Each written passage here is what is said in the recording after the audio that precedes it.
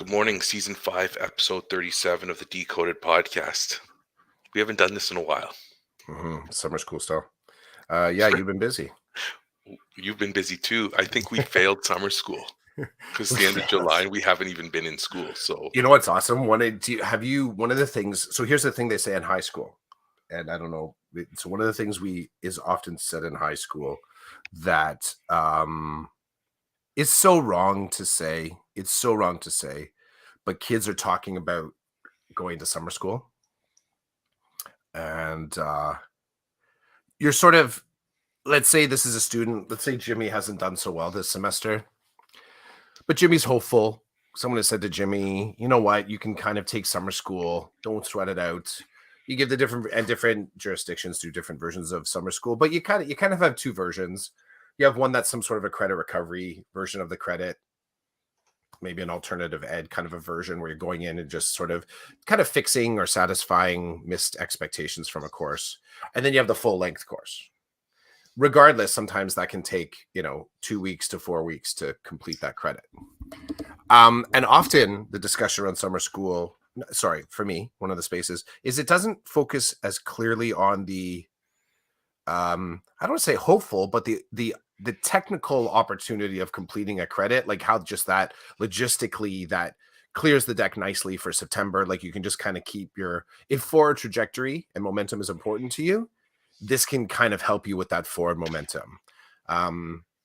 Fixing stuff that's broken is kind of one side to that. Like you didn't really do all your English courses. You have to get your 4 English credits. You don't get those 4 English credits. That's just going to cause, deregulated headaches for you when you're trying to get out of high school. So this idea of fixing, the theme of fixing, that's why you're doing summer school. But what's often said, in some of the spaces that I kind of inhabit, is there's a connection between their current attendance and the attendance that's expected in high school. And the metric with it is, okay, so normally a course is about 4 months long. Like if you do a semester, if you're in a semester system. So you're in it for about 4 months, September, October, November, December, let's say 4.5 months. There's an X number of days. I've never really got the numbers, days, hours, credits, all that kind of stuff. But you're there for one semester. If you're doing a full credit course, you're in for 1 month. So what that kind of means is in some ways it could mean is that if you miss 1 day of class, you're missing like 1 day of summer school is the equivalent of multiple days of regular school without recovery time. Like there's no recovery time at all. You come back the next day, and if you're not at 100%, right, you could in theory at the end of week 1 of summer school, no doubt you are already finished unit 1 and you're doing your summative, whatever that summative is, right? By week 2, you're starting to map out what the culminating would be. So everything moves very quickly. And often in student success, talking about student success in unsuccessful ways. There we go. That's the title of this episode. Unsuccessful student success stories. No, student success, unsuccessing student success, something like that. We'll make a connection between, well, you really haven't been attending well, so you don't want to miss 1 day of summer school. And the kid's like, well, what if I'm sick? Well, there's stuff right in the rules that say if you miss 1-2 days, you're going to be bounced from summer school. Like that still exists in some jurisdictions that they'll have to say, you'll meet with the principal.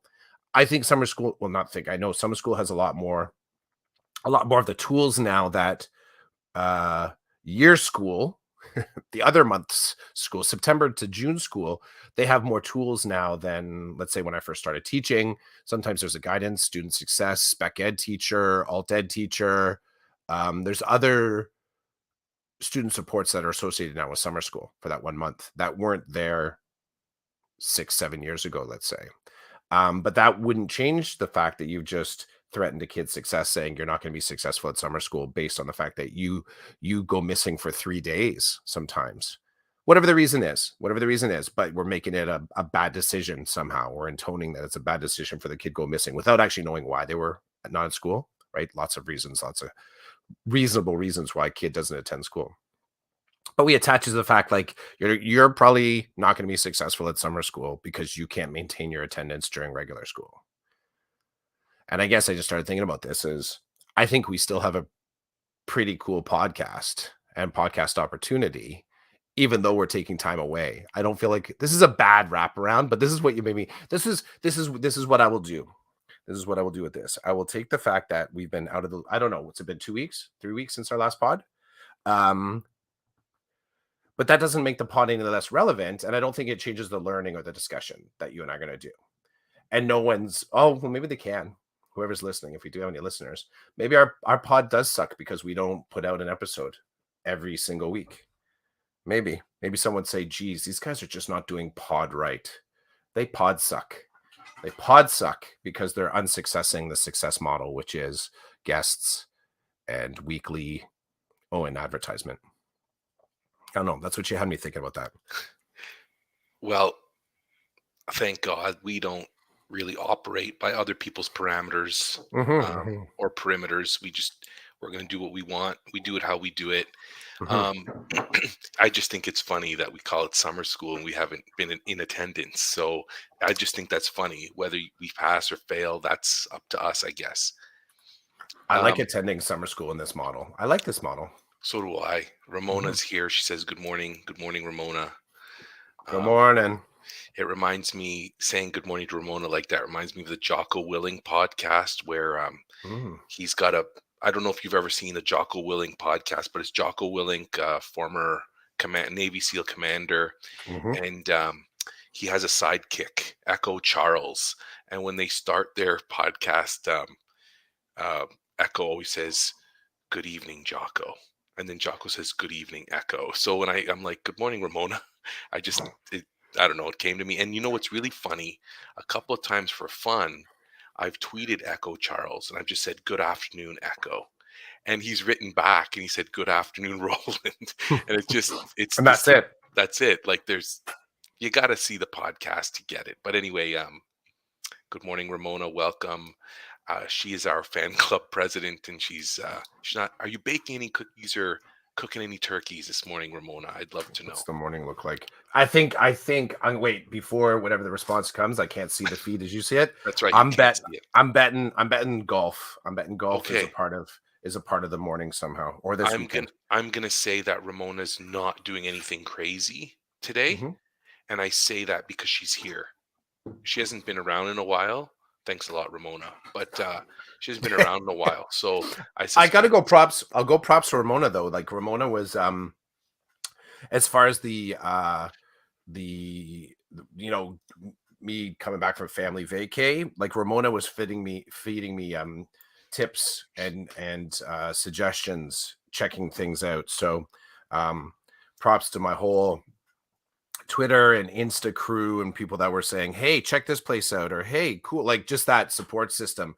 It felt like traveling with an entourage, people saying that's cool. I remember you had this simultaneous kind of I think some of the places I was going, I was getting them from suggestions, but then other people are also saying, oh, I've always meant to check that out. Thanks for reminding me. So I became simultaneously a post-it note for others, and they were post-it notes for me, like the little reminders, check that stuff out. And dude, I will say, I Covered Bridge potato chip factory. Yeah, that's so the tour wasn't active right then, and they weren't actually making potato chips, but it was very much there's a stretch on Highway 400 just when you come off the 401 and you're driving north, and there's a stretch of a couple different bakeries, industrial bakeries, and I think one of them is the Vortman. Vortman. So they make some good cookies. Yeah, like I'm down with their turnovers. I like their wafers too, right? They make some good cookies. Their shortbreads aren't bad too. So, but you drive up the highway with the windows down and you're like, oh, what is going on? Like you're sort of your nose locating. You're like, whoa, what is it? And then you pass by, the bakery on the highway. That was a very similar sensual experience to being around the Covered Bridge potato chip factory. because you're just in the parking lot and it's like the best chip truck smell ever. Just the best smell, and it's everywhere. You turn like, "Oh, that's a little bit more sweet," or like, "Oh, that's a little bit more toasty." Like, you're getting all the different elements of potato chips. And, one of the things that's kind of fascinating, and if you are, one of the things that drew us in, it said that, like, I go to a okay, so when we're on the East Coast, we had lobster flavored covered bridge, and I don't think you can get those here. So it was this is what you can get there, you can't get there kind of a thing, which is all the reason to go to a place, right? To sort of be able to experience the specificity of it. So we had the lobster flavored covered bridge chips out there. They were good.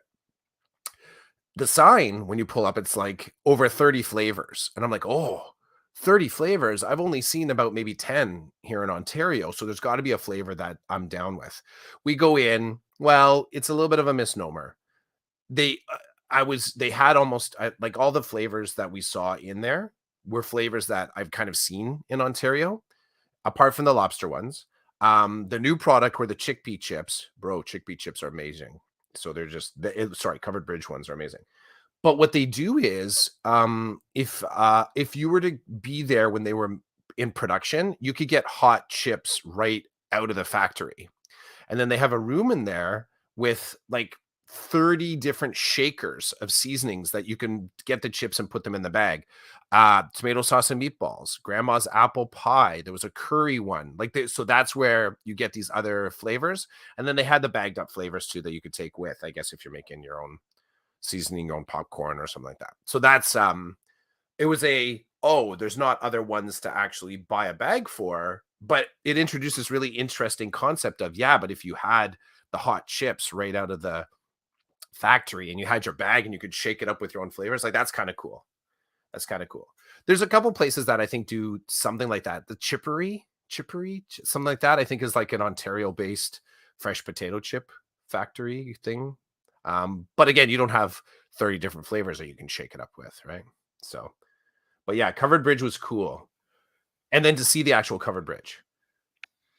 So we went into Heartland, I think it is, which was it was like a 10-minute drive from the factory. And then to do the background, Karen, we're constantly Googling stuff as we're driving, like, right, to find deeper significance. And the backstory of the covered bridge in Heartland, any of our thousands, do the research. Like, it's cool. Like, the backstory is really cool. Ending in the point, do you remember there was the Canada 150 project and there was a 6-string nation? There was a guitar that was built with a bunch of elements from all over Canada built into it. And a piece of the covered bridge is in this guitar, a piece of the wood from the covered bridge. So props to Jocelyn Curvin out there. I was chatting with her on FB during the travels. And I'll just throw down lastly, thanks to Tina Zita, thanks to Ramona, thanks to Amanda Potts, thanks to Jocelyn, thanks to you. There was a lot of people giving suggestions on the trip, which was really cool. Like I said, it was the best add-on to the stuff that we'd already mapped out. Because I felt like you're sort of looking that moment when the map doesn't really make sense, or your itinerary doesn't really make sense. I felt like I had someone else kind of saying, oh yeah, just kind of keep walking, just kind of do this one little more thing and you'll find it. So cool stuff. Epic. Yeah. Couple of things Mhm. I want to come back at you with. The Mhm, mhm. covered bridge, you got Yeah. me there. My mouth started watering when I saw it. I'm like, oh, that's awesome. And then there was a moment. How do I say? There was an FU moment. I'm looking at your pictures and I'm like, I know you don't provide any data in your description of your pictures, Location. but I do sometimes location. location doesn't help me, bro. Sometimes I want a little bit more information about the Fair photo. enough. So you're taking these pictures and I'm like, F me, the guy doesn't give me any information. Like, I need to text him about this, I need to text him about that. And I'm like, but I don't want to do that while you're on vacation. So I thought that was amusing. But the covered bridge, I was like, son of a beep. I'm like, Yeah. that's awesome. Ramona fired back with too hot for turkeys, no baking today, doing laundry and watching us. So, Oh, golf. All right. well, the lady's got to take a break. The laundry's got to get done somehow, right? I gotta say that it's either couldn't get the reservation they were looking for, or I figured that Ramona was hardwired for that. Like that's like addiction level kind of thing. Interesting. I I'm thought. going. I thought. Okay. Fair enough. I'm enjoying listening to you talk about how you've kind of got Ramona figured out, in a Yeah. way. I. That's Yeah. interesting to me. She also says she lived through your vacation on the East Coast. Cool. She loves the Maritimes so much, which then reminds me of I'd see her chirping you, maybe not chirping, but I see her interacting with you on different socials. You'd post a picture, then she'd respond, then you'd respond. And I'm just sitting here laughing as I look at the posts by the two of you. Is it okay if I drop into something a little bit controversial, a little bit more serious? Do it. Okay. She says, Ramona says, Brent's in a testosterone only tourney. Good day to get the laundry done. But Ramona, come on, can't you bang out a couple of dozen of cookies today or some And banana here's bread or something? I'll assume Brent is someone important to her. I actually don't know who Brent is, I but don't here's either, what but I'll I'm say. assuming. Yeah. So let's say uh, uh, um why can't Brent do Ramona the and laundry? I'll yeah. So that's what I'll say. I'll say let Brent like why don't you go do your and sorry only because you're dropping the testosterone. Go do your estrogen based thing, which is golfing. Get out there and estrogenize and do your golfing, and then Brent can do laundry when he comes home. Yeah. Yeah, I'm so off base. I shouldn't even be talking. It's okay, Clough. It's okay. Okay. We'll forgive you since you've been gallivanting all over the East Coast the last 2 weeks. I I'm have to say before I jump into unremind. my kind of serious, not serious story, but Mhm, um, so a couple of times you poloed me while you were away, and I mhm. enjoyed listening to your kids provide a Mm, report on whatever the topic was. So that was cool. I feel like it's great training in this 21st century mhm, um, for your kids to like. I think it's great that you're like, hey, okay, you're like the one you did with your son. You were talking about food, and then you kind of pointed the camera at him. You're like, okay, tell Roland, like, what did you think? And I was like, this is cool. I like that. I like those experiences where the kids have an experience that maybe they wouldn't normally get. I don't know. I thought it was cool. mhm. Ramona tells us that Brent is her husband. She could have gone golfing, but then she'd miss us. So I appreciate you not golfing so you can be one of the thousands of the listeners to this Yeah, I love podcast. how she definitely avoided the whole Brent do your own damn laundry conversation. We know if Ramona told Brent to do laundry, then he would be at home doing the laundry. So Fair no enough. questions. Fair enough. But you still have not addressed the whole my issue with you not doing any baking this morning. So That's true. jump in whenever you want about that, Ramona. I like the mention of you and I have touched on that before, the whole I think social media is just one of those spaces. I think that in our particular case, social media is kind of intertwined with how we do reflective practice, how we kind of move through education, how we sort of make new connections, meet new people. Like it's there's a broader kind of like operating system at stake here. And it's interesting. I like how you're mentioning the whole, modeling for the kids how to use social media. Um, my my daughter is an artist. Like that's her passion, that's her plan. And she, while we were traveling, was talking about she asked whether or not we would support her getting a new Instagram account. Mhm. And her take on that is so that she can start marketing her art a little bit more, because she's got her personal account locked down. Like she doesn't, it's sort of invite only, right?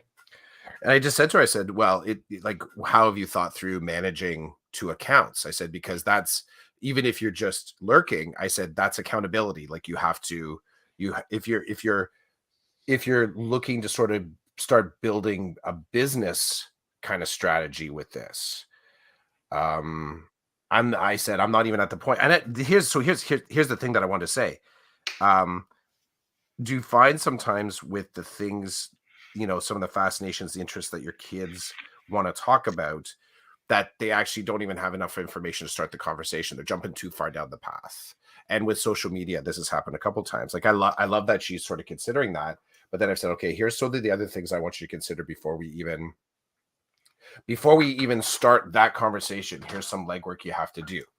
I said, because I already kind of understand those implications. I've been living that for years, managing, figuring out what does it mean, like to harmonize, and what does it mean to sort of make sure that your your sort of real life profile and your digital one, that they sort of work well with each other. I said, I've been doing that for a few years now. I said, so what does that look like for you? And of course she's like, well, I don't even know what that question means. Like, what do you mean? What does that mean for me? Dad, I just want an Instagram account. What do you mean? Does it have to be more complex than that?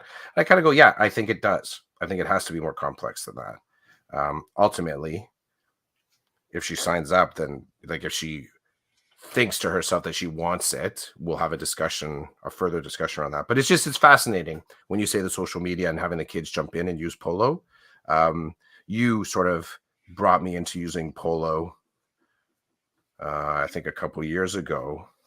And it's funny you mentioned that, because I sort of went back through our string just to sort of look, because it all just sits there. It's a really fascinating, it's a fascinating little tool.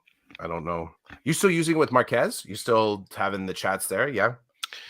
I talked to you, Marquez, and Kyle Anderson. You are my Mm, three polo contacts, the polos. and I love it, man. I love it. It's just so cool to like you're on vacation and you polo me from downtown Ottawa. You know, it's like right on. And out east too, when you were out on the water, you poloed me, and I got to see what you Oh, could see. Peggy's. Yeah, the Peggy's Peggy's Cove. Cove one. I wasn't sure about the resolution on that. If it It would was sort of. okay. But it was cool. I was like, "Holy cow, I'm at Peggy's Cove with Clough right now," you know? Hmm. And it's sometimes it's the simple things, like the other morning, Joe usually talks to me in the morning when he's out on his walk, and he talks to me, it ends, and then a new one pops up, and it's the sun rising, out on the West Coast. I'm like, "Holy cow," and it was That's cool. beautiful, like, the rays and everything. He's like, "Check it out." I'm like, "This is awesome." Like, it's just it's stuff that helps build me up, and not Yeah. bring me down. So, I like that. I know one of the polos I did with you, I intentionally made it 1 minute because I know you're vacationing, so you don't have time for that. But I thought, hey, if you're on the can or you have a second by yourself and you just flick it Hmm. open, you're like, "Oh, Chidiac left me a message," and then Hmm. you turn it on, you're like, "Oh, it's only going to be 1 minute. I can listen to that right now."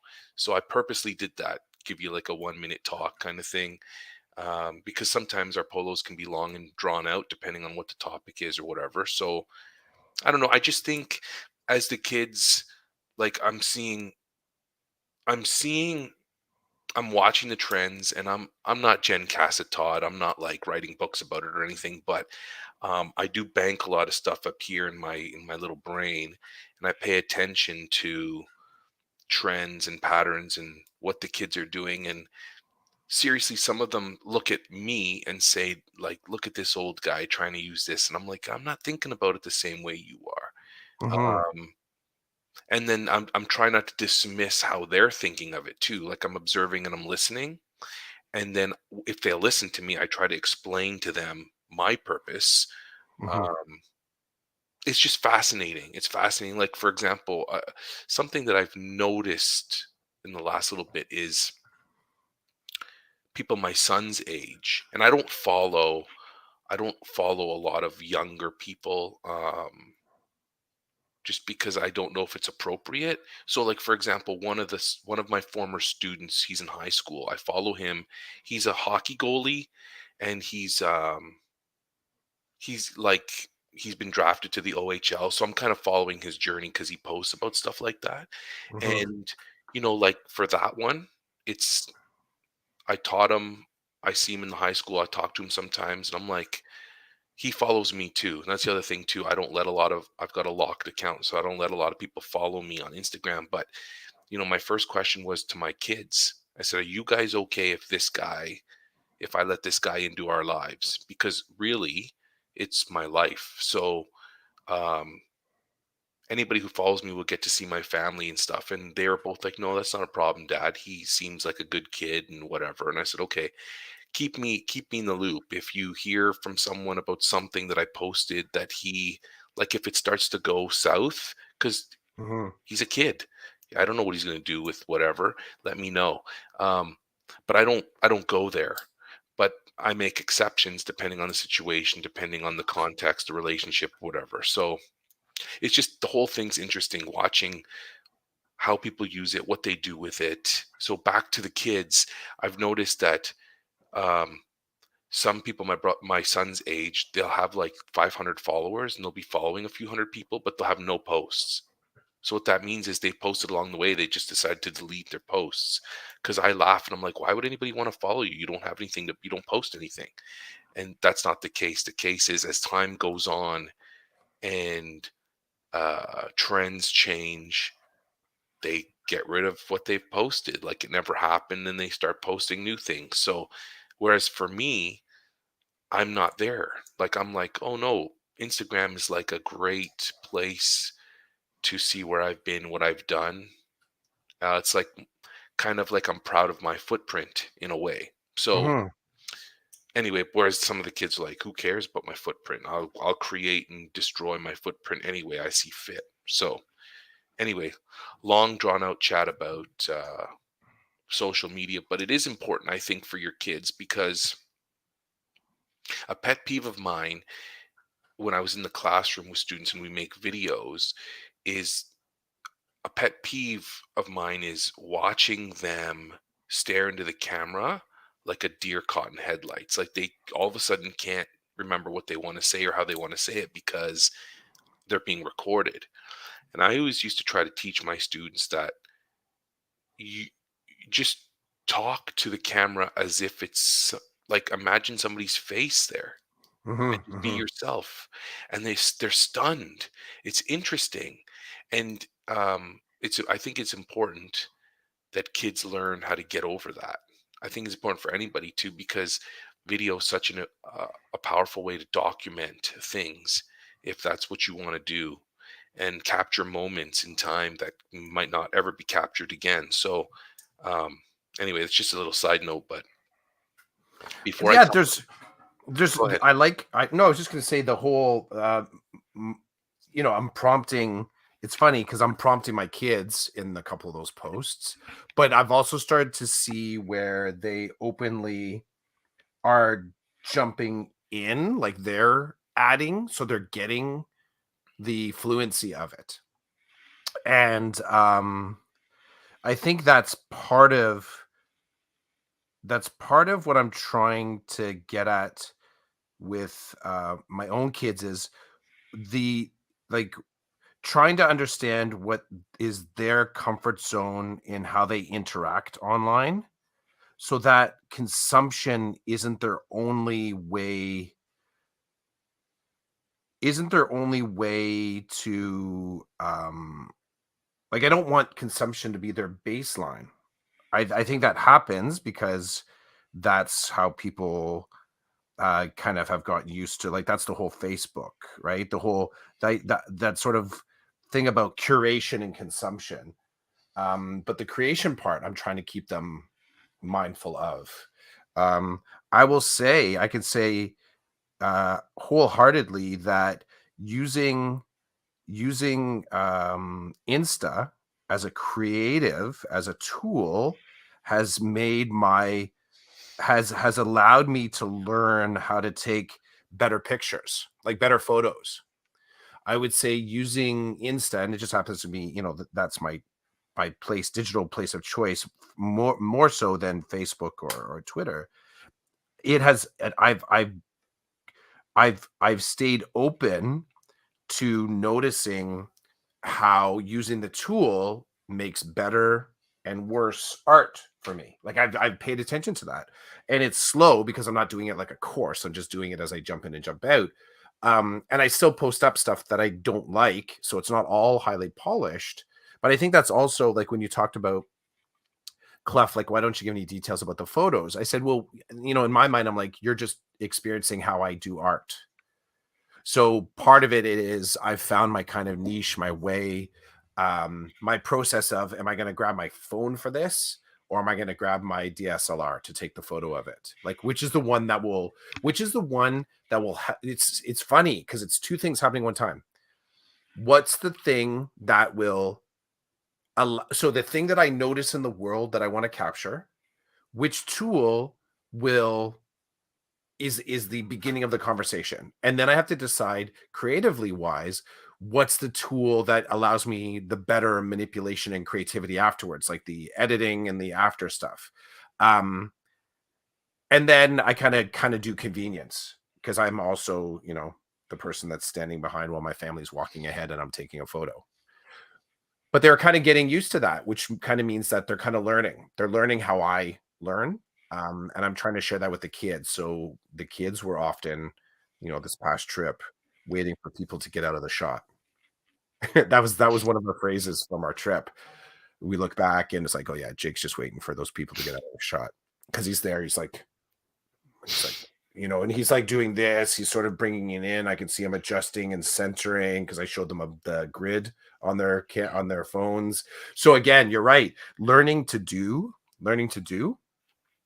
um, only happens when you intentionally show and put the kids there to do it. And I can remember there was a few times over the years where I've asked them to jump in and send you a polo, knowing full well that it was a safe space for them to learn from, and they were not entirely open to it. So some of the food comments is the grease on those wheels. So thanks for being out there for it, and your son too has sort of dropped a couple. Um, I remember there was the one discussion around what was the one that cracked me up? Is it the "Am I an a-hole" conversation? There was some scenario where there was like a vote as to whether or not a certain scenario was a-hole worthy. Right. Yeah, he was like, "Dad, That you're was being an funny. a-hole," and I'm like, "I don't know," and I'm like, "Let's ask Chris." Um, It's perfect. which is Perfect. awesome because I don't know which way you're gonna go. That's the thing, Mhm. like, I don't know if you're gonna stand with me or stand with him, so it's, like, all good. Or just stand on my own. Whatever, right? Like, I don't Mhm. know, I don't care, you do you, and, it's kind of fun to show him that that's okay for Yeah. people to be themselves. Ramona is going to throw some cookies together after the show. I Nice. appreciate that. It's funny. As I read that, I see Ramona's her picture. What do you call Mhm, that thing? mhm. Uh, emoji or No. whatever. And she's Yeah. winking at me, and I'm like, Yeah. "Thanks, It Ramona." it works. Almost like custom style. Okay, so I want to talk about wearing a mask in public. Yep. Okay, so my son is still playing spring summer hockey, Mhm. and he's got a couple of practices left. And whenever he had a practice or whenever he had a tournament, I would take him and I would wear a mask in the arena. And I'm like it's weird, man. I have a love-hate relationship with the mask. Long standing. I'm growing my beard back, so I'm taking a stand. I'm growing my beard back. Um and I'll wear a beard mask um, if I need to wear a mask somewhere, wherever I go, if I'm still wearing a mask.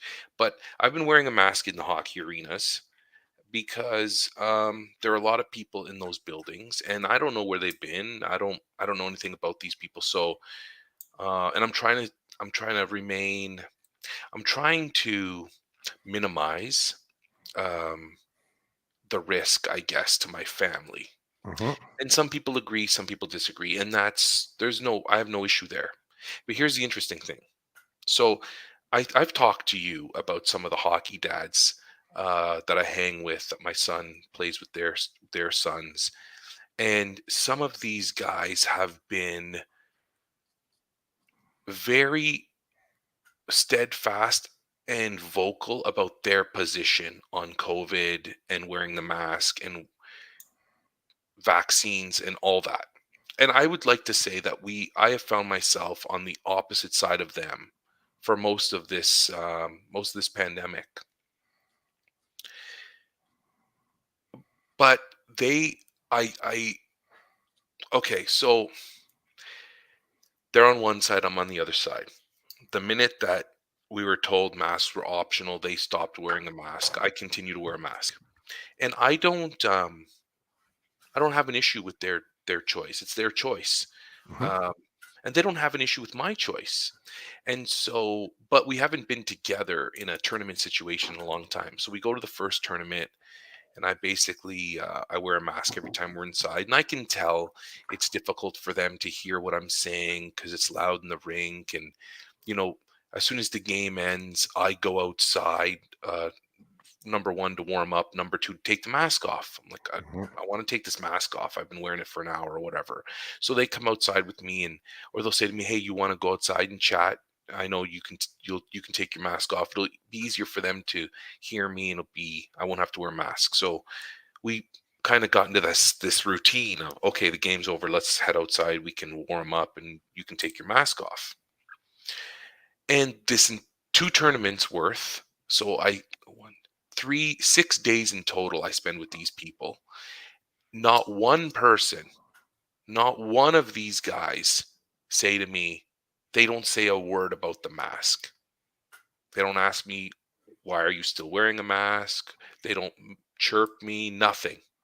Mhm. Nothing. So, to their credit, I give them 2 thumbs up about truly living by their perspective and what they said that they would do, in that they don't care if I wanna wear one, they don't care if whoever wants to wear one, they don't wanna be told to wear one if they don't think it's necessary. Mhm. They don't say a word. The last day of the last tournament, there's another parent on the team, nice enough parent. I don't really hang with this person, but we find ourselves side by side at the glass watching, and this parent says to me, "So you're still wearing a mask, eh?" And I laugh. I laugh under my mask, and a close friend of mine who's on the other side of me starts laughing too. Like, nobody has said a word. Everybody's been like, just whatever. Roland's wearing a mask.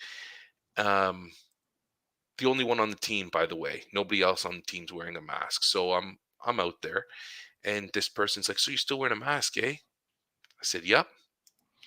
And then they say, "I noticed that you didn't have a mask on at the last game." I said, "Yeah, I ran in, the game was starting. I forgot the mask in the car." I said, like, "Do you like, can I help you? Like, do you have more questions for me? Like, what do you want? Like, what is it that you're trying to get at here? Because I'd really like to just get to the point and then watch the game." And they're like, "Oh, I wondered, like," I said, do you really want to talk about this?" They're like, "Yeah." I said, "Okay." I went out to the car to get something. I ran back in. I was in a rush. I forgot the mask in the car.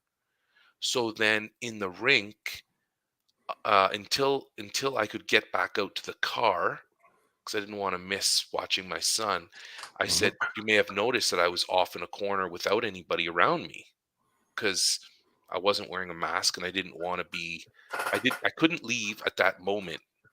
Um, but then when I could leave, I left and I got my mask, came back in." And my buddy now beside me is just losing his mind because he's like there. He thought there's no way you're going to get through this unscathed. Somebody is going to say something. They're going to bring it up, and this person couldn't help themselves. They're kind of nosy.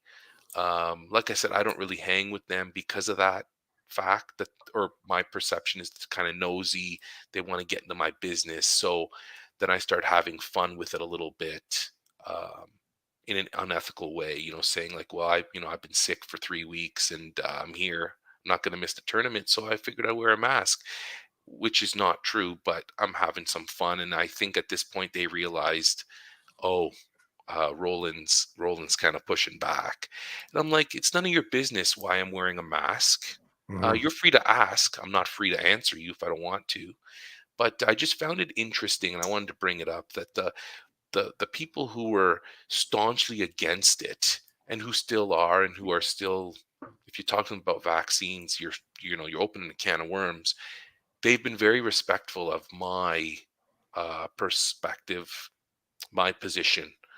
Um, And my position is I'm in a building with hundreds of people, and these tournaments are huge. So there's like 4 rinks within the building, and there's a restaurant. Like, so it's one-stop shop there. Mhm. I don't know where these people have been or where they come from, where they're going, and they don't know where I've been. So I wear a mask. Um, I don't particularly like wearing a mask, but I think I'm being prudent in these situations, and I just wanted to share how sometimes you never really know who's going to come at you with what. Um, Mhm. this was a good lesson for me because it's one of those things where it's funny. I didn't I didn't know what to expect. I just knew what my behavior was going to be. I was going to wear a mask, and with certain people, I'm more willing to discuss why if they ask. But this person, this nosy Nate, I thought it was interesting, and I had some fun with it too. My pushback was fun, like saying to this person, "Well, how come you're not wearing a mask?" And then, I could see the look on their face. Um, it was funny. They were operating in a way where they were like, "Oh shoot, he's asked the question. I must answer it." Whereas I'm thinking, I don't need to answer any of your questions. Yeah, And yeah. you don't need to answer them either. I'm free to ask, just like you're free to ask. But I just want to give 2 thumbs up, I guess, to the people who are really, I guess, people of character and integrity.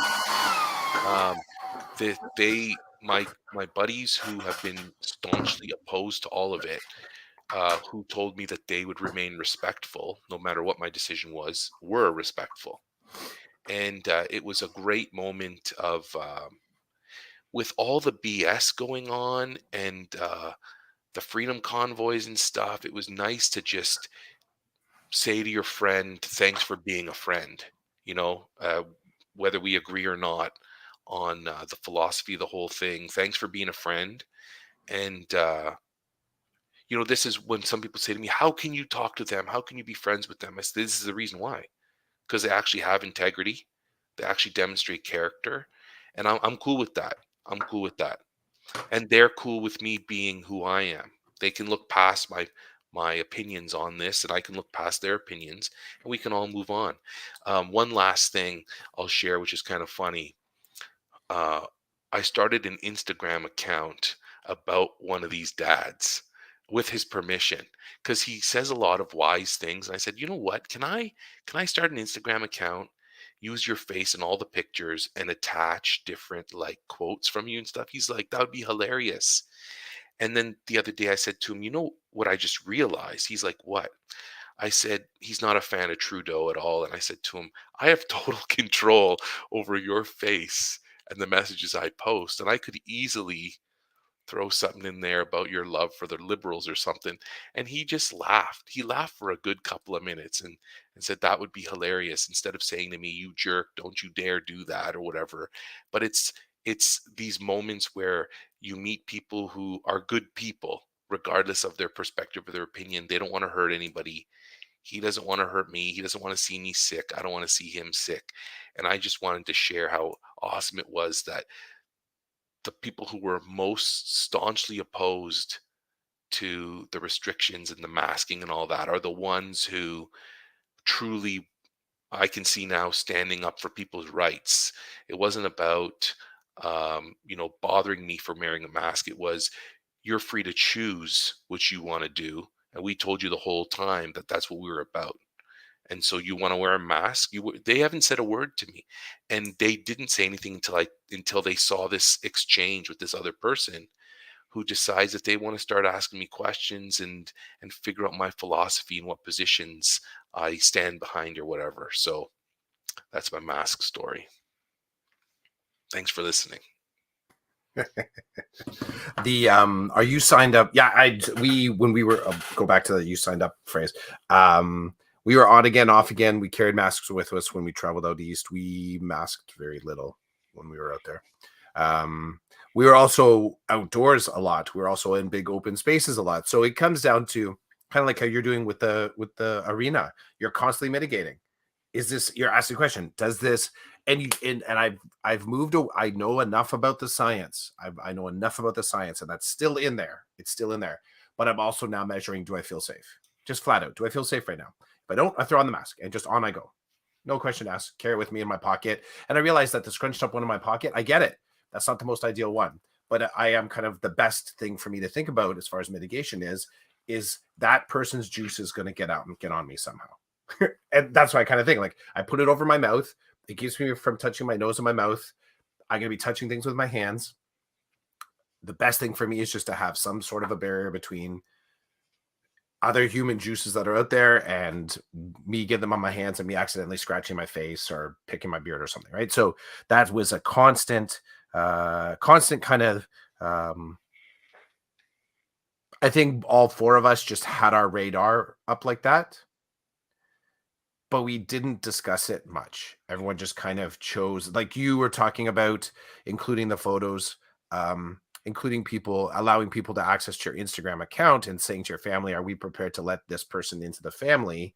We as a family just kind of decided that the choice not to wear it is potentially, you're increasing the likelihood that you could bring sickness in, and then family's your first line of secondary sickness, right? Like, you come home sick, higher likelihood you're going to make your family sick than some random, necessarily, because we're always around each other. But that also led to, like, Karen and I are signed up for the fourth booster. Are you? Did you sign up for the fourth booster? Already got it.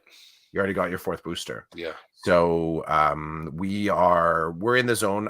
We were talking about the way home, because I guess could be an Omicron specific booster coming out that likely won't be available till mid-fall, and then you have the rollout of that.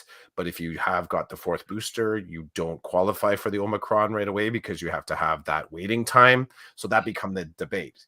And I kind of fell on when I was talking with Karen. I'm like, I think I'll probably still get the booster. Like, I think I'm just going to continue with that tech, um, and continue to, when I'm back in school, does this place feel safe? And I'll decide whether or not I wear. I feel like it's ubiquitous, right? It's kind of like, you remember that moment? Remember that moment of seeing someone walking down the street on speakerphone, and you're like, wow, look at that weirdo. They're talking on their speakerphone, or like, who are they talking to? And they're actually talking to someone on their mobile. And now it's nothing, right? We just accept now that in public spaces, you see someone talking, they could be talking to their buddy, you know, on their phone. They could have their earbuds in and seemingly talking to themselves. That idea of communication is totally, we've had to kind of become more fluid in what communication means.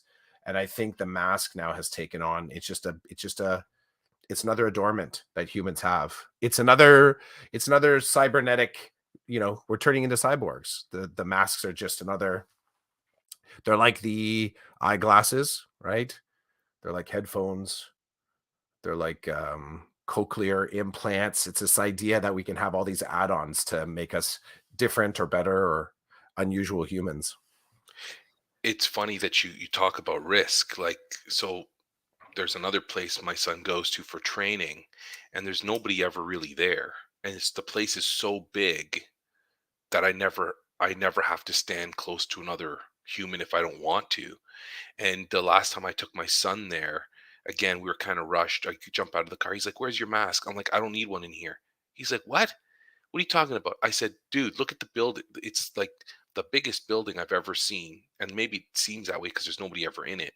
People drop their kids off and then drive away. So I said to him, "You're going to be in a dressing room with like 12 other kids. So if you want to wear one, I'm not opposed to that." But I said, "I'm literally going to walk you to the room and then go upstairs and read my book. And I won't be near another human until you come out." And he's like, "That's a good point." Whereas, at these hockey tournaments, like I said, there was like the place was packed all the time. So I was literally around, people were so close all the time. And you're right, like it stops me from touching my nose and my mouth. And I don't know, everybody's, and if I lived by myself, like if I didn't have a family, maybe I wouldn't care. But I do kind of care a little bit. So like you said, it's a matter of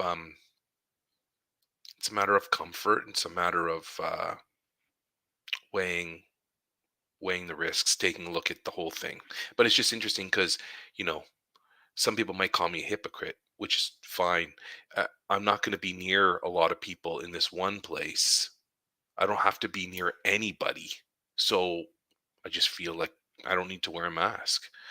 It's funny though, because I'll still, most of the time, I'll still have it around my wrist.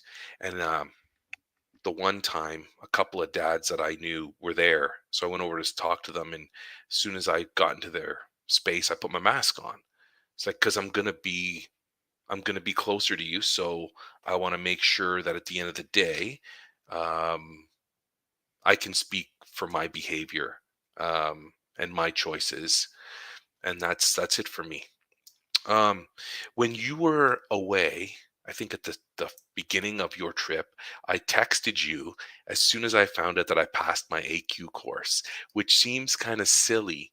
But after we talked about this whole business of I needed higher than a B plus to pass, actually, the more I thought about that whole notion, the more kind of not upset, but I was a little bit bothered.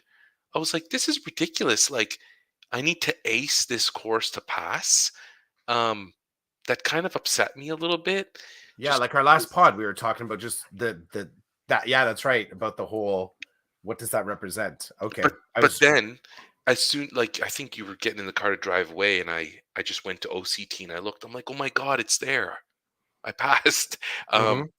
and then I told my wife and she was laughing at me. She's like, of course you passed. And I'm like, I know, but like just to think that you needed an A to pass is like when you think of it that way, there's a lot of room for error when you're creating an assignment or whatever.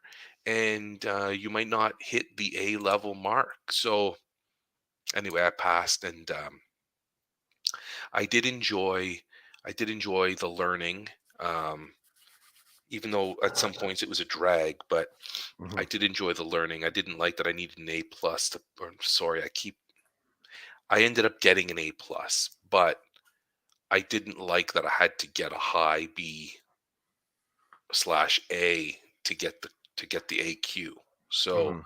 and now this I've taken this with me into the course that I'm writing. So I'm currently writing an AQ course with three other people, and whenever we get together to talk about like basically we've broken it up so that we're doing certain modules and we're communicating with each other about the work we're doing. But I'm always when I'm creating the topic and I'm working on, what will the candidates read? What will they watch to help them build their knowledge up?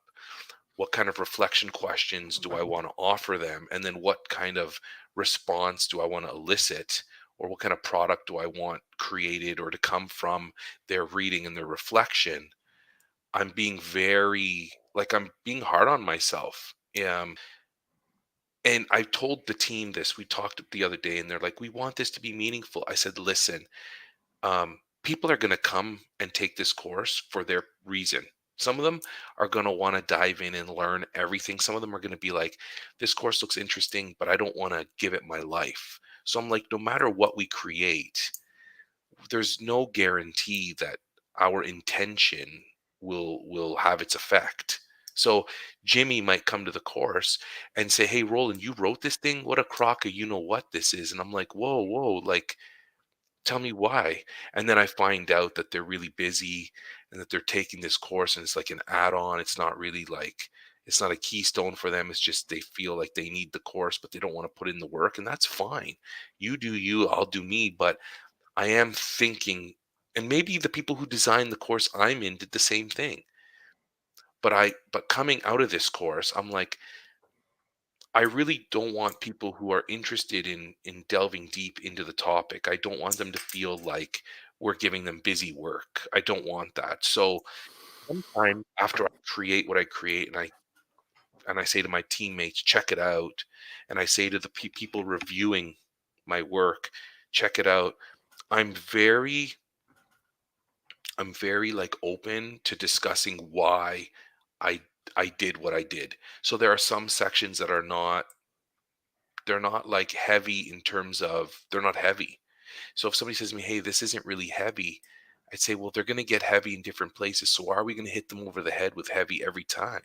Like, why can't we give them some topics to like really reflect on for a module and a half before we get them to create something crazy? And it's funny because when I say that to my teammates and to the people at the top, they're like, yeah, that's a good point. And I'm like, what are we worried about here? Like, we have reviewers who will tell us, okay, you need to add more here. The candidates won't hit their 125 hours. I'm like, good, that's for you to think about. I don't want to think about that. I want to think about the actual content and the idea behind the content, and will, in my mind, can I walk away from this feeling good about what I've created here for other people to take in, to help them learn more about this AQ. And the AQ is Inclusive and Safe Schools Part 1. So it's like I've got this really amazing opportunity to help create something that people, it's really cool too, because I feel like the course is like, it's out there. It's kind of out there. And As even, in findable, or as no, in no, it's it's kind out of there, like, it's abstract, like it's different. kind of It's okay. different. It's not like, it's just different. Um, and we're talking about subjects that are hard to talk about sometimes. Um,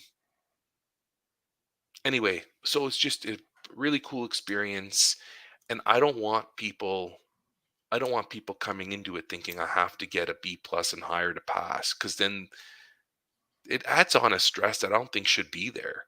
I think, but you and I Is have, this AQ specifically for, is this an AQ that will, okay, so is this a shell AQ, or is this an AQ that will be taught in September potentially? Like, what's the deliverable date that this AQ could crack open? Like um, like they, is it through, I'm not, you don't have to reveal the school specifically, but it's a is it WECTA, so it's not a school. okay, It's a union, so but this ultimate course is, the OCT has like a map of what needs to be in this course for it to be accredited. So there are other schools, if you want to call them that, looking into, they're probably writing their own, they're writing their own part one course. Mhm, I have a feeling this course is, OECTA probably, they want it done before the end of August. They want mhm, us to mhm, be done writing. So I suspect they would like to push it out in the fall. I don't really know. They took our module one that we created and they turned it into a mini course that starts in the middle of August. So they've already taken that. It was hilarious too, because when they're like, hey, you guys done module one yet?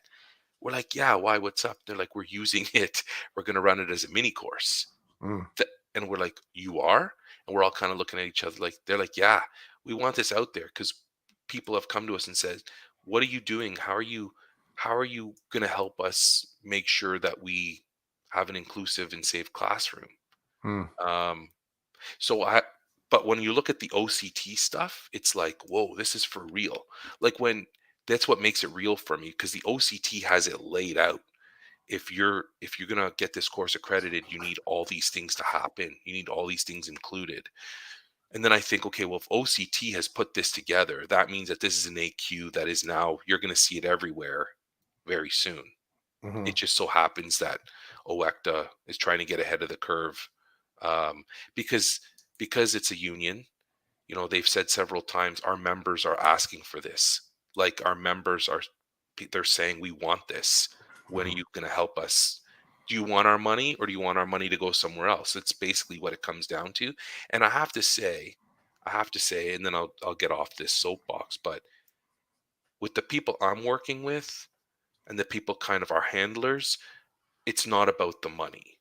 Like, they really, it keeps going back to, what are we creating for our members who want to take this course? What do we want them to get out of it? How is it going to make them better? To the point where the other day in our meeting, one of our handlers said, remember who's taking this course. The people who are taking this course are future principals who will be doing hiring, who will be trying to build a culture and a capacity in their buildings. How do we want to positively influence those people? And I'm like, whoa, that's a great point, that there are people who are going to take this course who will be principals one day. So, what do we want them to leave with when they're done this course. All that to say, I don't want this. I don't want to be part of a course where I'm like forcing people to do stuff just to say that they did it. I want them to like really soak up the material, soak up the learning, soak up the perspective, and then push back with how what it does to them and how it can make them a better teacher.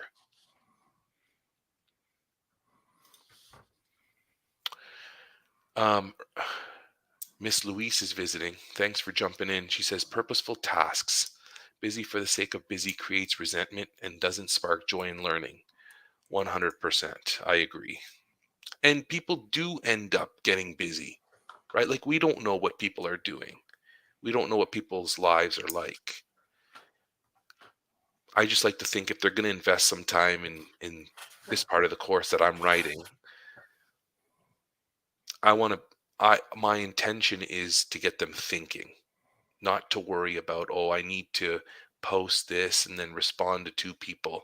That's not what I want. But I like that you're leading on that one as a pillar of your design. Irma Louise's connection there about sparking joy. I have that doesn't sit comfortably with me in this particular frame. I get it. I get it. I get it. Um, I've sipped that Kool-Aid. I've I've tried to make that kind of Kool-Aid.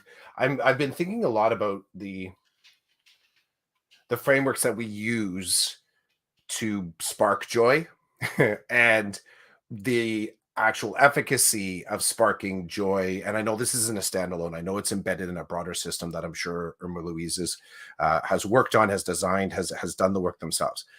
The idea, I just as you were talking about, so it's I love that Irma Louise mentioned the sparking joy, because where I was what I was thinking, I was in that sort of like box thinking about joy.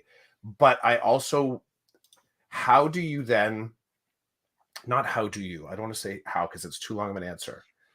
What I started to reflect on as you were talking about this, as you're talking about what your intention is with the course, I started to think about the obligation of care that you would have in designing this course. I thinking about previous AQs that I've had where there was that I didn't get any sense like that the actual course deliverer, and you may or may not be the actual teacher of this course ever. You're providing curriculum design, but it started to make me think about along the path, how are we, what are we prioritizing? Like, do you feel like you're able, from where you're designing right now, to have any accountability in sparking joy in your students? when you Eh, refer to when you refer to students, you're referring to the teachers that are going to take the course. I don't know. I don't know. And that's the thing where it becomes kind of complex for me, right? Because Irma's comments, I don't know what it, if we're, is that ground level in this particular space? Like, is that a part of your design right now where you're aware of trying to spark joy? You answered part of that by saying part of your intent is to get people thinking, to get them thinking. I will say some of the best courses that I've ever taken gave me no joy, zero joy. Like joy was not it was not a barometer for my connection to the course. um I mean, on the counter side, when it made me completely unjoyful, I was aware of that. Like, I had courses that have completely upset me, but I would say that some of the courses that I've found most interesting, it had nothing to do with joy. So developmentally for me, joy is not a priority in my learning. I get you, and I see what you're kind of saying right now. And I'm not hanging my hat on that word either. Yeah. So when I think about what you're saying, what Irma's saying, I do want what I would like. My intention would be that the people taking this course and leaning on the things that I'm writing, I want them to feel uncomfortable and I want them to think, because what we're doing is we're writing a course about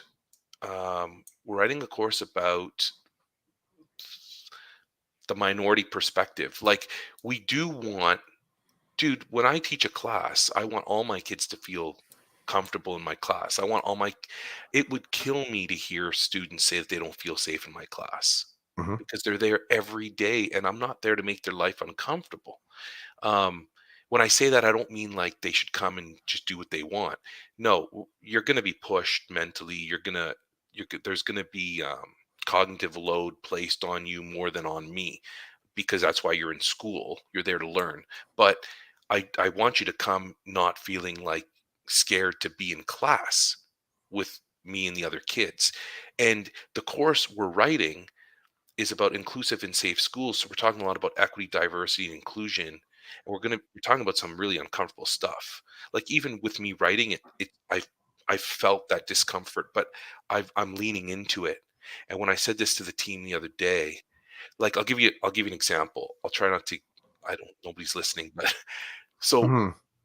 one of our modules is called curriculum development and assessment evaluation, and Mhm. I'm working on topic 3, which is assessment and evaluation, but it's not what you think it is. It's like the first part is about creating equitable assessments, Mhm. because we're all teachers, so we know how to assess and evaluate theoretically. So I'm not teaching you how to do that again. I'm talking about how do you do this with a lens that the black kids in your class and the ELL learners in your class and the indigenous students in your class, for example, how do you take in their worldviews, their lived experience, and make sure that your curriculum design and your assessment actually gets what it is you're looking for from them? And how do you honor them in being part of that process?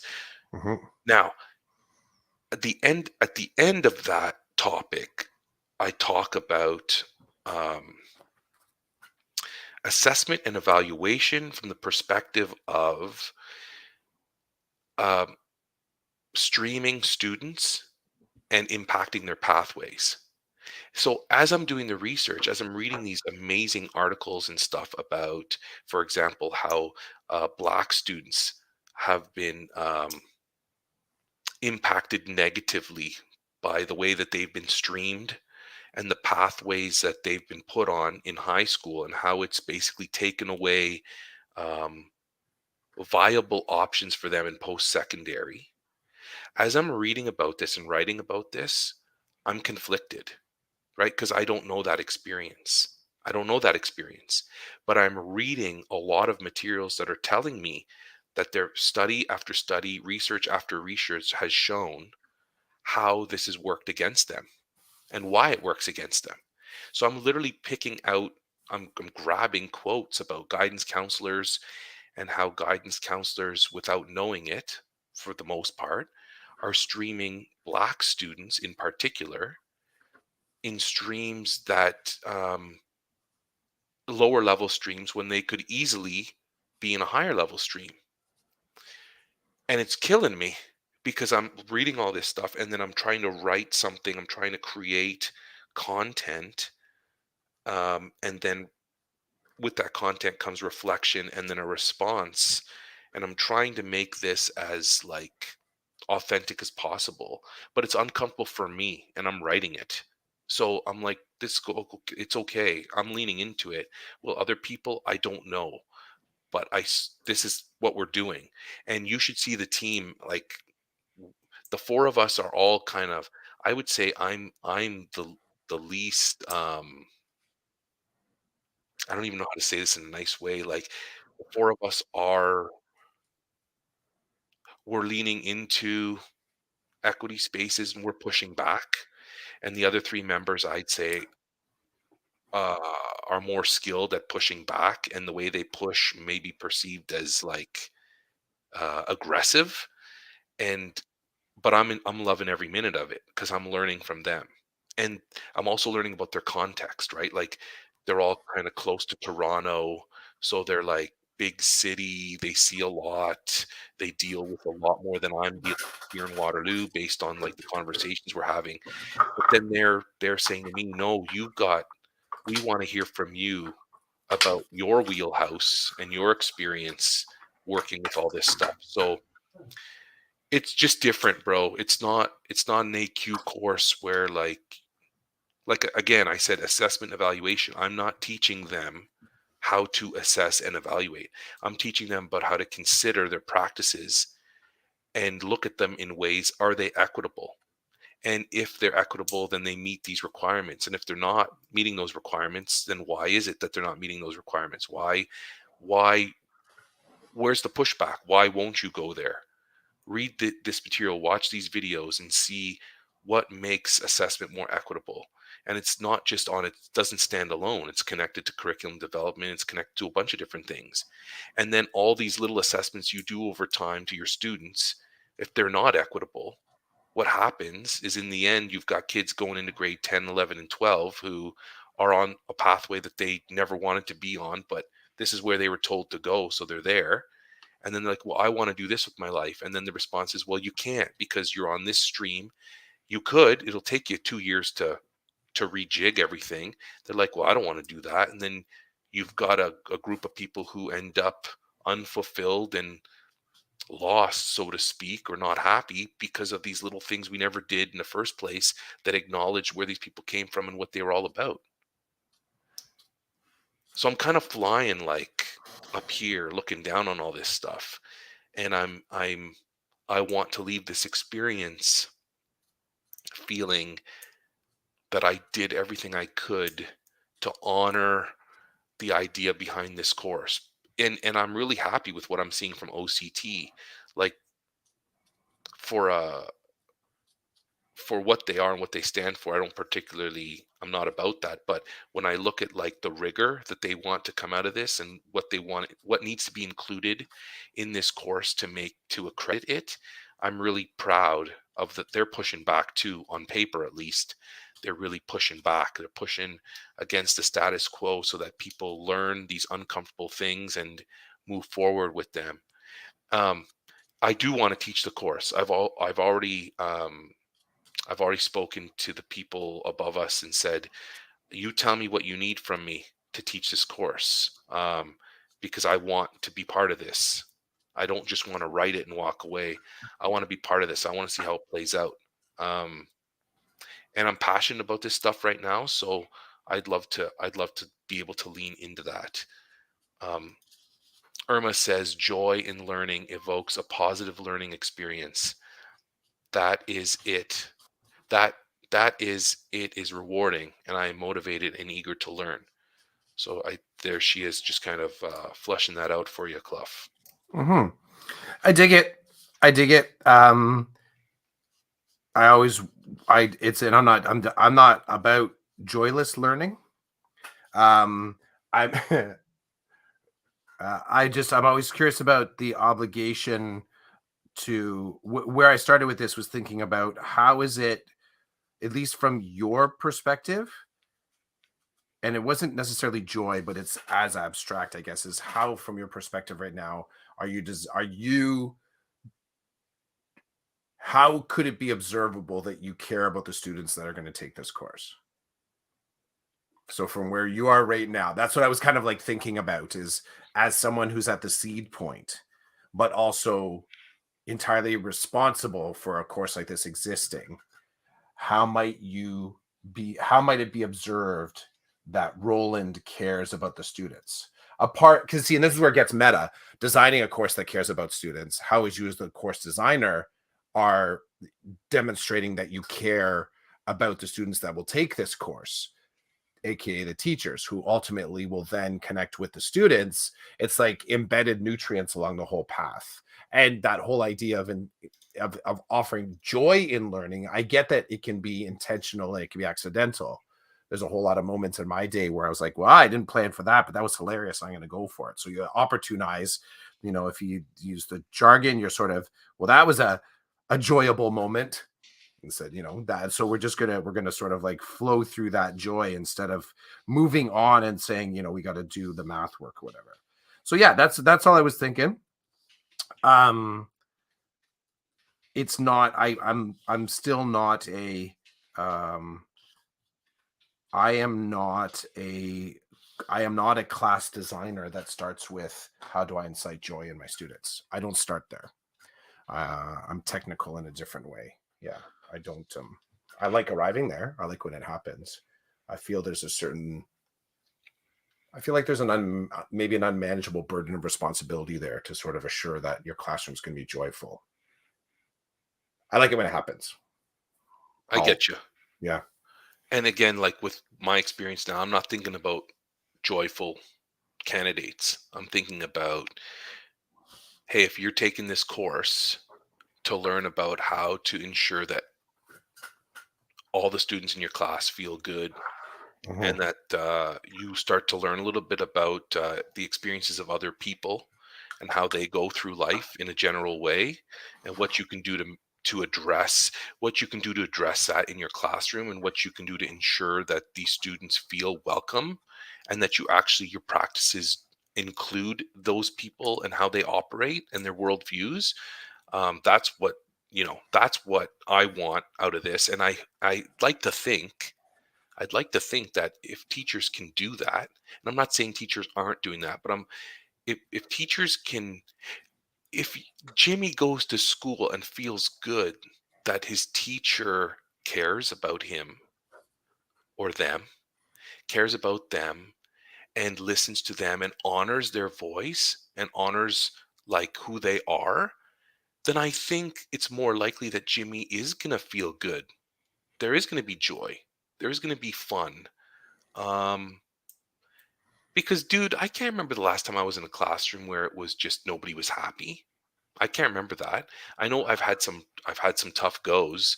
Um, I remember one class, the only reason I went to work was to pay the mortgage. And I remember saying that to my colleagues, and I wasn't joking.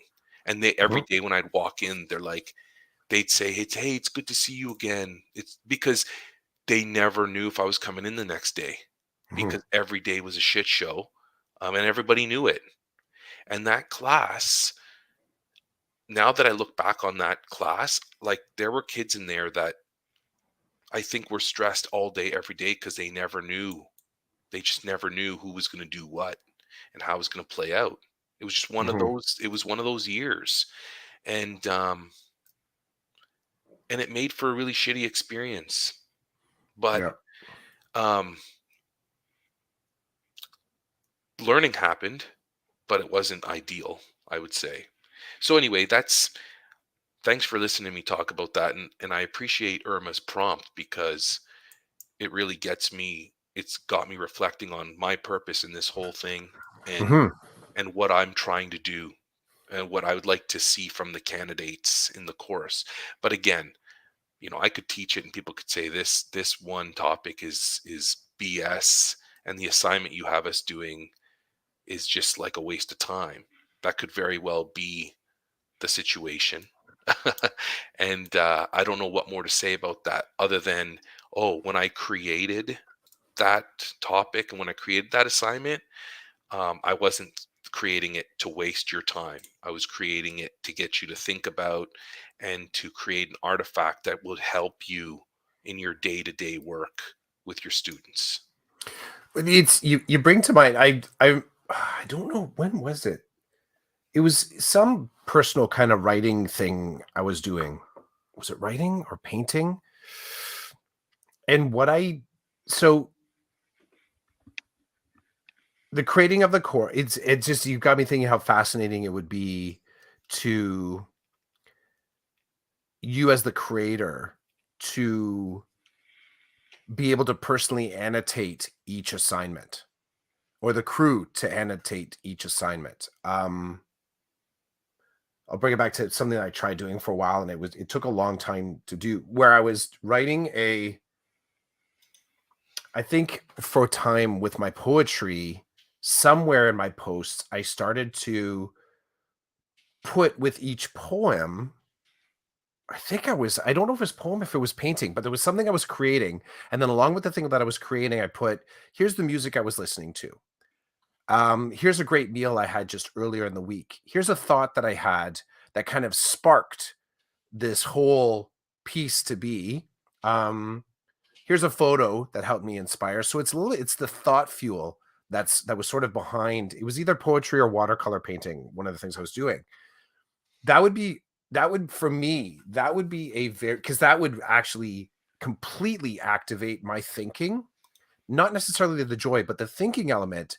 If as I was doing one of these assignments for you, I understood at whatever level you would feel safe to your why behind this particular design. So you would never be in a position after the fact to do what you just did now. Well, here was my intent. Here's what I was going through. Here's what I saw in the system. So this is why this assignment came to be. It would be really cool. It reminds me of, I don't remember, there was some app. It was early 1.0 internet in the classrooms. And there was some app. I don't know if it was an app. I don't remember if it was an app, but it was something where you could put an image. I think you could take a JPEG and you could tag the JPEG like around the JPEG. And what would happen is, as you hovered over it, it would sort of, a little flag would pop up. It was a little bit. I'm not representing this well, but there was. I'm just remembering an early 1.0 website that a lot of teachers were loving, because kids and teachers were able to annotate, I think, stills. I think that's what it was. And you could put a hyperlink in that still. It would be a pop-up. So there was some kind of like active little cause and effect thing going on, a very primary sort of satisfaction. You hover over the flag, it opens up. It's like, over here is where we found some amazing French fries, and the seagulls just, wouldn't leave us alone. And teachers were enjoying using that. One of the things I really loved about that, and this is what kind of feeds into the mystery, I'm just circling all the way back to our pods. One of the reasons that I post photos without a lot of description on it is because I'm trying to allow for people to exist in that same kind of like thinking space, like what's going on here, like what's going on in the background. Insta doesn't allow you to kind of do that. But if it did, if I put up a if I put up a picture that I took, I would be more likely to tag around the picture with interesting. I was standing over here and the sunlight was just perfect. And then I turned and I looked over here and I saw, like, I would have that kind of meta information on the actual image. And I think I really liked it when teachers discovered that. I didn't get on the bandwagon with it. It didn't work, or I didn't make it work with any of my curricula. But I liked that when I saw teachers' assignments that were using that kind of pop-up culture. Remember pop-up videos? That's what I'm sort of thinking, right? Like that kind of inspired. Pop-up videos were hilarious. People were like, what's going on? But you got all this interesting information along the path of a really cool music video, right? I think that idea of pop-up FYI on an assignment would be really cool to read. I think it adds a different level of curation that we never have access to, except after the fact. You sit in an English class, um, and you're sort of looking at the novels that were picked. Well, I think some instructors do this, but to sort of have the sidebar pop up of as to, why is it that this novel was really important to you, teacher? What was the rationale? What was the intent in picking this novel, without having to ask for it? Because for some people that might be a barrier. There will be some people that will never ever meet you, but will wonder, why did the designer pick this assignment? And they're never going to be able to find you. That's just kind of how these things happen, right? But to provide that up front, this is how this assignment came to be. This is what was going on in the designer's kind of like world. This is the designer's background. So this is why they saw this particular assessment. This is why this is assessment and evaluation, which is kind of what you touched on here. You said it. It's assessment evaluation, but it isn't how we normally look at assessment evaluation. Well, someone's going to look and say, this is bullshit. This isn't assessment evaluation, because that's their starting point.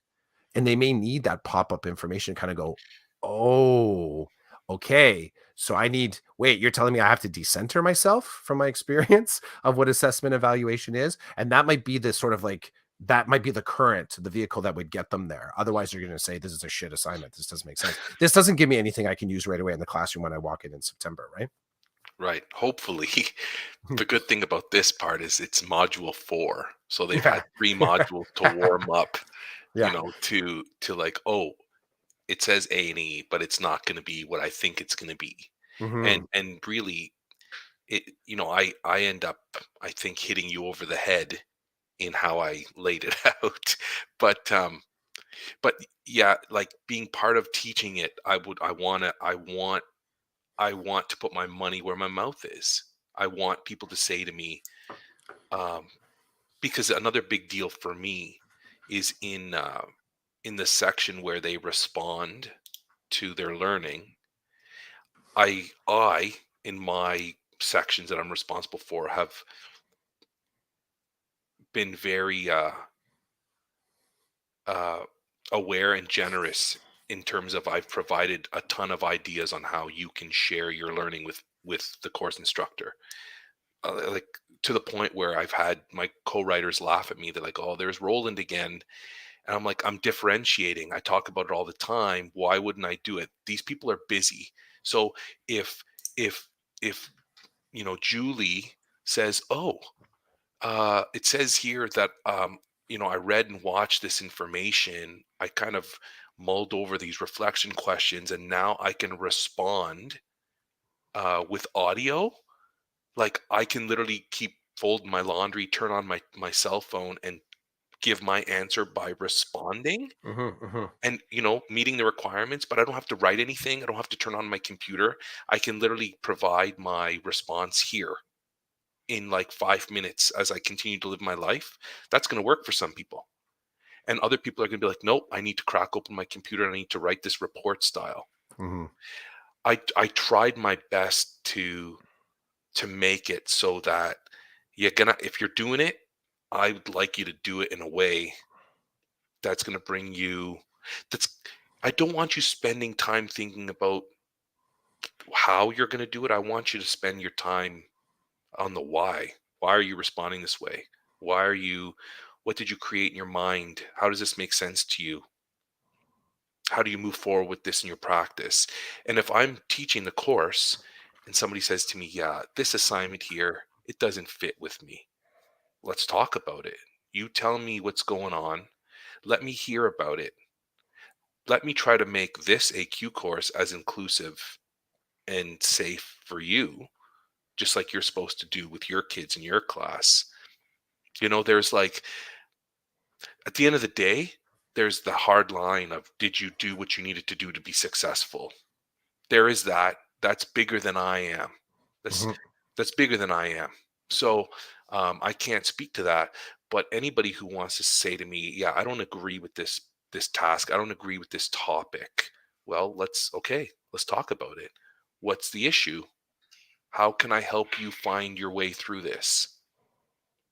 I want to be part of those messy situations with mhm, respect to this topic. I want to be part of that because really the other hard part too is, how do you nail down some of this stuff? How do you nail down into some of this stuff? Like, my talk on streaming and pathways could be an entire course on its own. And I'm literally taking it as one topic within one module. So it's this big when you stand back and you look at everything. But it needs to be discussed. We need to make people aware. And that's the cool thing about this. Depending on who's running the course and who wrote it, there is a skeleton, there is a structure we have to follow. There are things we have to ensure are part of the curriculum of the course, but how it plays out is up to us. And that's been the beautiful thing about that. It was a scary thing at first. Now it's turning out to be a beautiful thing because we're literally like, there's a freedom there to create in a way that is authentic to the people who are writing it. And dude, it's just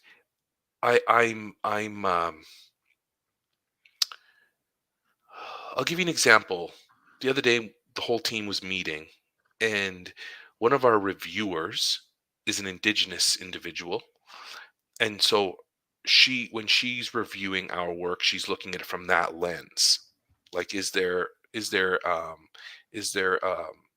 some learning around indigenous people and uh, their experience and how they learn and what they honor in their learning and all that good stuff in that realm. And we started talking about the Pope visiting. You have to remember, here it's a bunch of Catholic people sitting at a table, right? And some of the things she said was so powerful. And one of the comments was that at the moment there was no indigenous character as part of this course.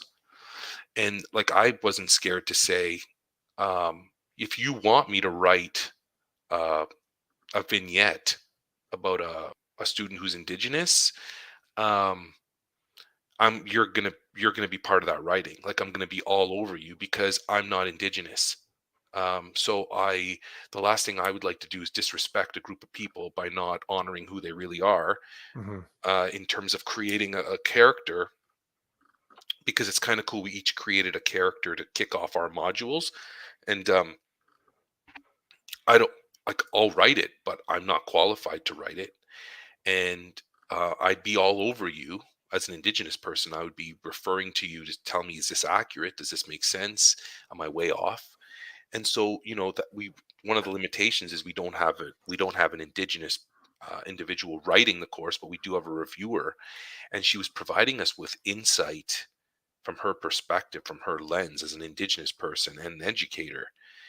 And then we started talking about the Pope and what that meant to her. And next Mm. thing you know, like, half the team is crying and feeling like they've been moved in a certain way. And I was just sitting there thinking, this is a really valuable experience that I'm part of right now. To be real and to try to do good work to help other people be real. Um, it's the good stuff. I don't feel like I'm just putting in time. And that's, for me, that brings me some joy, in that my time is purposeful and my work to me is purposeful. And I'd like to take to the next level and see if my work is purposeful to other people. And if not, what can be done to tweak things so that people find purpose. And you and I both know there are going to be people who don't care about the purpose. Um, Mhm. I saw that in the AQ course I just took. Like I told you, at the end of the day, I ended up communicating with the same 5 or 6 people, and there were 20 of us in the course. And I tell you right now, I didn't know who half of them were, because their timelines were different than my timelines. We never interacted, but on the class list, they were there, but I never saw their stuff. So, and they might say the same about me. They're like, who's this Roland guy? Never heard from him once. What's his purpose? Why was he here? What was he doing? So the whole thing's whacked. I dig that you're a part of that. I dig that you're doing that course. That's really cool. And it would be cool if you did get to teach it. Yeah, you don't have to release it to somebody else to sort of like take it to the level that you're kind of imagining it could be. I like it. I like it for sure. Well, bro, you got some artwork there for us? Yeah, I was just kind of freestyling. Aren't you I was always just kind of freestyling freestyling? a little bit. Yeah, I think today was kind of. Oh no, gotta put the right light up on it. Let's see if this helps. Does To that me, it help? looks like a leaf or some type of flower amongst Yeah, other it's flowers. Is that what it is? it's maybe what was in the back of my mind. Twitter conversation with Amanda Potts, and she was talking about coming back from holidays, from vacation. I don't know, coming back from being away, and dealing with the garden, dealing with the grass, dealing with the stuff. You know what it is? So here's what this represents. Shit doesn't stop just because you're not standing in front of it. That's the theme to this, right? And you get these. I mentioned to you, being away with the family for 2 weeks, I started to get the sense of disconnection from the life here in town, like the things here in town. I was at the tipping point. Like, could we just keep traveling? And, financially, no. Like, it was a no. But you're in the mindset of you're closer to keeping going than you are coming back mentally, because you're like, we've done it. We've proven the model. If we can get gas in the car and find a place to stay, we can kind of keep doing this. The harder part was figuring out whether or not the four of us could coexist in the car together, right? Like that's kind of like your essence. So, you come back home and you're sort of going through all those expectations of simultaneously, that's where my coffee mug is. That's really nice. I like that. I can make my own coffee now in my own house. And at the same time, well, what if like has a pipe burst? We had neighbors looking after the cat. What is the cat destroyed? So it's this sudden deluge of realizing that life went on without you. And what does that look like when you're jumping in the second act? You're coming home and saying, "Oh, so this is what has been happening while I haven't been here." So maybe that's a little bit of it. It's just a little bit of the garden And I kind of looked at it back to reality and all the chores, et cetera, hard to adjust from a vacay. Yeah. I will say one of the ways to sort of assuage that was that we did a lot of work before we left. So we actually cleaned the house before we left. Everything was like all the chores that it's literally like we put our house on pause. So everything in the house is fine. I mean, we have the travel laundry to do, but like we kind of vacuumed before we left. The bathrooms were cleaned. We kind of set all this kind of stuff up that way. We only have our laundry stuff to deal with. So that's the blip.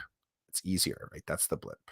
But yeah, so that's what this is. It's just a messy kind of like watercolor of the blip coming back and the noticing that I pull up. I'm like, oh, look at those flowers are completely dead. Oh, the grass, there's a patch there. Something's been digging. But there's no bigs. No bigs. No, I hear you. I totally get that. When you said the pipe burst, Hmm. that hits Sorry, I home think I know I tapped on something for you. You had the stuff earlier in the year. because it's around this time. This coming week is the time last year when my water heater decided that it wanted to malfunction and ruin the floor in the basement. So And wasn't this already a double down because there was something leaking from the upstairs to the downstairs? And then after that, like, wasn't there something initially with the fridge? Something was, or the dishwasher? oh, that was more recent. But Oh, yeah, the dishwasher decided that it wanted to leak, which it didn't cause. There's no visible damage, but only God knows what's hiding under the floor, mhm, right? But just nonsense. Like, you know, it's water damage. Water. Well, you and I have talked about water and my dislike for it all of a sudden, even though I'm 90% water, but my dislike for water and then my displeasure with people who design machines that can't deal with its own water. It's upsetting to me. It's like mhm, mhm, as a consumer, as a consumer, if there's got to be a better way to design a machine that uses water to make sure that if there's a malfunction that the water doesn't destroy everything around it. This is the type of designer I would be. I don't know what that looks like, but I tell you that be top of my list because when something we got away with murder with the fridge. The fridge was leaking, but we got away with murder because there was a piece of wood. There was a piece of wood that took the hit for the water that was leaking, and that's what brought my attention to the leak. Had that piece of wood not soaked up the water, it my fridge would probably have gone through the floor into the basement. So there was that. The water heater, hilarious. Now it's hilarious, but the drain is to the right of the water heater, but the floor doesn't slope that way. So they built my house. Somebody approved. Somebody signed off on where the hole in the floor is. Somebody signed off on the grading, and yet the water doesn't naturally go towards that section. Funny how that works, eh? And yeah, then yeah, yeah. funnier is when the contractor people are here to fix everything, they shake their head.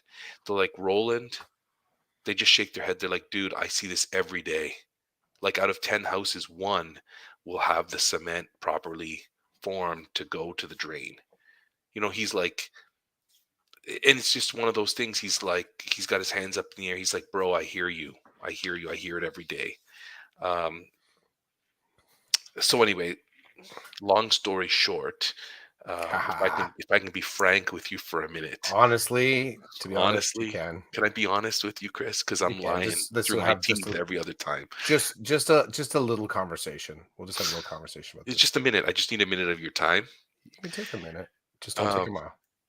so anyway, yeah, water kills me. Water kills me. Water kills you. Water is horrible. Water can do so much damage. It's unbelievable.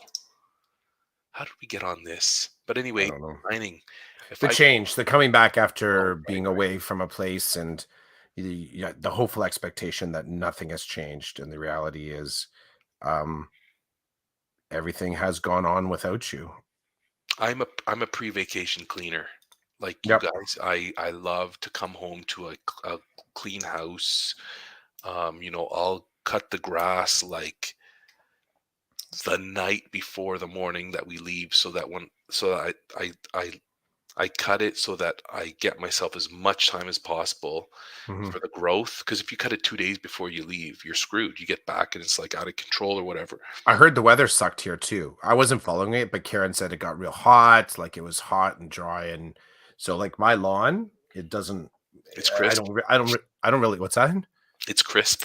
It's crisp. Yeah. I mean, I don't care. I don't care about or care for the lawn. I'm more about the garden around it. So, um, but it doesn't look it doesn't look like it's so sparsely grown. Like it's like my hairline. That's really what it is. My lawn looks like my hairline. It's sparse, it's patchy, it's white, like all old looking. So I want to leave the house in best shape I can before we leave. Yeah, Ramona's like us. She wants to leave the house in the best shape she can that before is. she leaves. And yet stuff still happens, right? You sort of Oh, notice a thing. Yes, you still notice a thing. stuff still happens. Yep. Yep, stuff still happens. Well, welcome back. Thanks, This is man. the longest cast we've done in a while. We're at an hour and 40 minutes. And usually after 40, we're like, we got to go. We got to go. Start the car. Little bit start the car. Little bit more of a relaxed day today. I got a couple texts from Karen upstairs. So stuff people are waking up. I don't know if the kids are up. They both said, we're sleeping until 11. I'm like, okay, whatever. It's Saturday. It is your vacation. You do it. Because that was the one thing. One thing I'll drop on this. Like our holiday, this particular holiday, there was an element of work to it. You mean you're away that like we doing as much of the East Coast that we did, it was often there was an element of regimen to it, like get up, have breakfast right away, make sure you hit the toilet is enough time so that you're sort of like you have some freedom to move. And then sometimes we were driving somewhere, sometimes we were hitting the road and walking the city, like we were just out and gone for the day. So what was interesting again, that's kind of like the antithesis of the all-inclusive Mm. mindset, right? We were up and moving. This was the non-inclusive. This was we're going to include whatever. Well, we're going to include whatever we found, which is the kind of the polar opposite um, of this particular privilege of being able to go on a 2 week travel, holiday, vacation, whatever. But because of the work of it, we were always aware of like how much fun is this for the kids, Mm. and I'm happy to have had the experience where Maddie came up beside me or walking one time. She goes, I'm really enjoying this holiday, seeing all the things that we're seeing. Like I said, yeah, you're sort of, it's teaching you how to travel on one hand, but it's also putting memories in your head that you'll take some time to unpack. And you won't really know the depth to which those memories have soaked in until you hear somebody talking and just the word New Brunswick comes up and you're like, oh my gosh, that's right. King's Ice Cream, Magnetic Hill. Remember when we got stuck and then that kind of stuff. And then you start to have the good feels, and then you're like, I want to travel again. Like that's the rocket fuel, right? Your exit velocity. So I dig that. And so yeah, when they said that they were going to sleep in, I think that was direct response to the fact that we've generally been getting up I'm up earlier, but the fam's up by 7:30, and everyone's like, we're out the door doing stuff. So let's see if they've actually slept in on to Saturday, bro. Epic, epic. Well, Yep. my hunt for or my want for Korean fried chicken continues. I'm gonna go tomorrow. I think. I don't know if the family's gonna come with me. Okay. One should, because even one portion is quite like I think I'm craving them. Oh, I'm Sorry, Clough, drooling. but I've I'm been craving it drooling. for weeks. And then that burger, that pizza, we're gonna have to talk about at some point. The Big Mac pizza was, Mm-hmm. oh God, dude, it was a Big Mac, man, on a That pizza. It was was awesome. delicious looking. I gotta throw props out to I just a couple more things. Shay Leo, the clam strips. Anyone that's listening to this, Shay Leo, just outside Shediac. Oh, Outside so good. Shediac. That's funny. That's right, outside Shediac. Jack's Pizza, another place that was awesome, like really good pizza. We had so many good little bites along the way. The lobster, the lobster roll that the fam had at Peggy's Cove, Mm. like these, we had some really great bites. But I gotta go get the kimchi fries. See, I had to take someone with me because kimchi, like it is too much for one person. Kimchi fries and an order of their spicy glazed Korean chicken from Chicken Plus and yeah. I gotta go grocery shopping too, so dangerous. It's big time dangerous. Big time dangerous. All right, dude. Have a fantastic weekend. I'm sure I'll be talking with you soon. You too, and thanks for all our viewers today. We hit like 4 viewers at one point. It's pretty epic. But thank you to It's like Ramona. attendance at summer school. Thank you to Ramona and Irma for jumping in For and sure. chatting up with us. Thanks and have a good one. Ciao, man. Peace.